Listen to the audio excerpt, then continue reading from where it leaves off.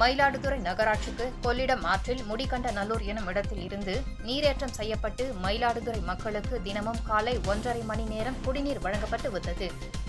இந்நிலையில் நீரேற்று நிலையத்தில் மின் மோட்டார்கள் பழுதடைந்த காரணத்தால் கடந்த 17ஆம் தேதி முதல் 4 நாட்களாக குடிநீர் விநியோகம் செய்யப்படவில்லை. இதன் காரணமாக மயிலாடுதுறை நகரத்தில் கடும் குடிநீர் தட்டுப்பாடு ஏற்பட்டுள்ளது.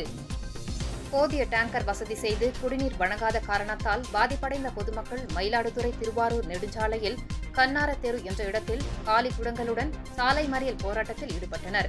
காவல்துறையினர் மற்றும் நகராட்சி ஊழியர்கள் சாலை மறியல் செய்தவர்களுடன் நடத்திய பேச்சுவார்த்தையில் இன்று பிற்பகலுக்குள் குடிநீர் வழங்க ஏற்பாடு செய்யப்படும் என்றும் அதுவரை டேங்கர் மூலம் தண்ணீர் விநியோகம் செய்ய நடவடிக்கை எடுக்கப்படும் என்று உறுதி அளித்ததன் பேரில் சாலை மறியல் போராட்டம் விலக்கிக் கொள்ளப்பட்டது. இதன் காரணமாக மயிலாடுதுறை திருவாரூர் சாலையில் அரை மணி நேரம் போக்குவரத்து பாதிப்பு ஏற்பட்டது.